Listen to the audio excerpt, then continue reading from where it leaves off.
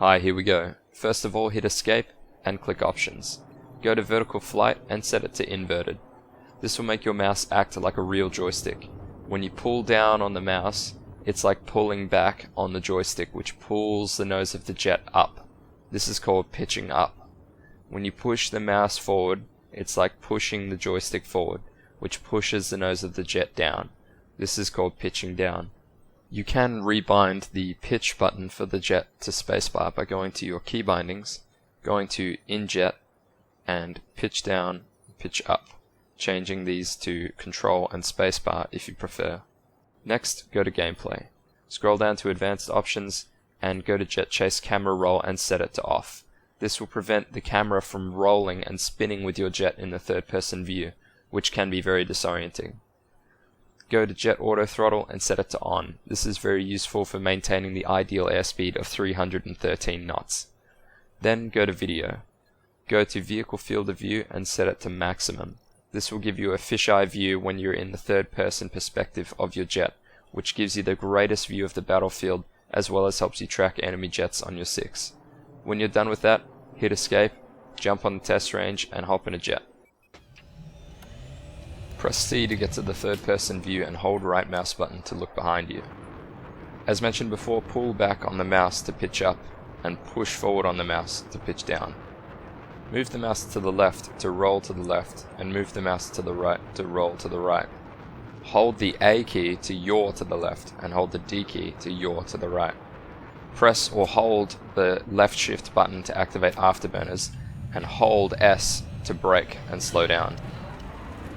Now we're going to talk about the two numbers that you can see on the screen in boxes. Diagonally up to the right is the box with a number in it, which shows you your altitude.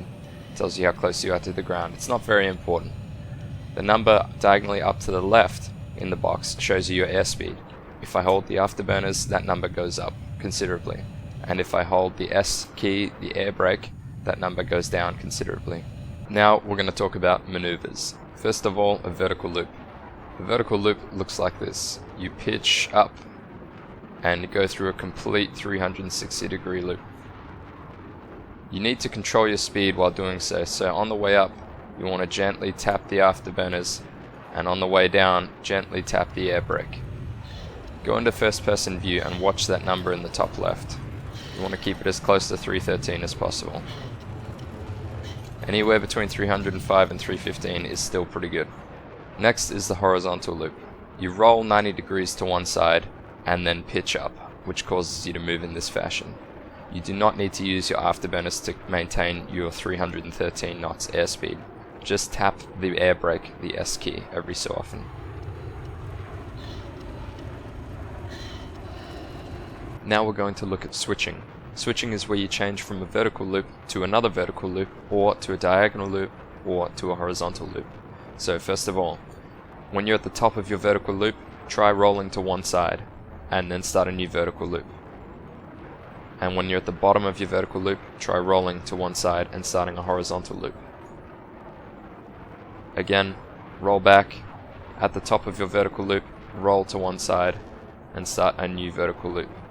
You don't always have to roll 90 degrees. You can start a diagonal loop by rolling slightly to one side and pitching up, which causes you to move diagonally through the loop. And you can switch at any time to move to the other diagonal. So right now, I'm rolled to the right, and now I'm going to switch at the bottom, roll to the left to start a new diagonal loop. You can also do something called rudder turning, which is where you hold a yaw key, for instance the A key, you roll to the left, and you start to turn very tightly without changing your trajectory very much. So again, holding a yaw key, rolling in that direction, and then pitching up the whole way through. Now we're going to look at how to do a barrel roll. First of all, roll slightly to one side and begin pitching up, and then roll to the other side while pitching up the entire time. This maneuver is used to avoid a head-on collision with enemy jets that do not maneuver away from you. It also prevents you having to become the defender in a dogfight by allowing you to maintain the advantage without having to start a vertical or horizontal loop to avoid the crash. It's a good idea to practice on the test range, flying around the UAVs, doing your best not to hit them. Remember, roll to one side, pitch up, and then roll to the other side. Keep on practicing this over and over, and eventually you can start incorporating a bit of speed control if you stay in the first person view, although I would recommend staying in the third person view so that you can keep an eye on whatever it is you're trying to avoid.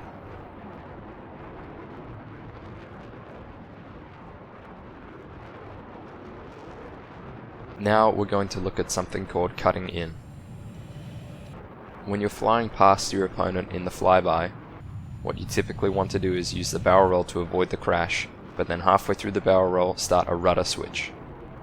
If you recall from earlier, a rudder switch is where you use one of the yaw keys to yaw in the direction that you are rolling. So I will roll to the right to start my barrel roll. Now I will yaw to the left and roll to the left to start cutting in. This is especially useful against pilots that do not maneuver after the flyby and continue to fly in a straight line. This is a much quicker way to get on their 6 than initiating a vertical or a horizontal loop. So again, roll to one side, roll back, and now yaw, and pitch up the whole time, and you're on their 6. Now we're going to talk about a maneuver called a yo-yo. This is used to deal with enemy pilots that fly in a continuous horizontal loop. So instead of chasing them around the horizontal loop forever, while they maintain a perfect 313 knots, what you can do is do a low side yo-yo by rolling to the left, yawing to the left, and then cutting in from underneath the enemy pilot. So again, rolling to the left, yawing to the left to use that rudder switch, and then rolling back up to the right and yawing to the right to rudder switch again to get that angle from underneath. You can also do a high side yo-yo where you roll to the right, yaw to the right to start your rudder switch, and then cut in, rolling to the left, yawing to the left, and striking from above. It's worth noting that the ideal time to do your yo-yo is when you're at the opposite side of the loop. So you do not want to do this when you are right behind the enemy pilot, but rather when you're on the opposite side of their loop. This is very useful for getting on their tail and getting a few shots in. You can repeat the yo-yos as many times as you need to. Now we're going to look at some dogfighting footage. So, the enemy jet switches to his right, I use my third person camera to follow him, and I switch to my right as well, by rolling to the right. Now I'm on his tail, I'm going to try and watch my speed here, get a little bit of damage, in. He switches again to his right, so I switch to my right. All the while I'm using my third person camera to keep track of him, as well as watching the air radar. Now that I've taken a hit from a heat seeker, I become immobilized, so I pitch down to remain mobile until I get mobility back. Here I start a barrel roll to avoid the collision and cut in from above. The enemy is switched into a vertical loop, so I'm going to switch as well. I know that because of the indication of which way the enemy jet is pointing on the air radar. Now I'm going to cut in from above and put some damage on him and stay on his tail. I'll switch to my left and follow him through his horizontal loop. Here, I'm going to stick on the enemy attack jet's tail and follow him through his horizontal loop. He switches to a vertical loop and begins to pitch down to fly away in a straight line. And since I was more elevated than him doing a horizontal loop, that caused me to enter a high side yo-yo, so it allowed me to cut in a lot faster. Here I'm going to overshoot the enemy jet to give him a little bit of distance. He switches over to his right into a horizontal and then a vertical loop.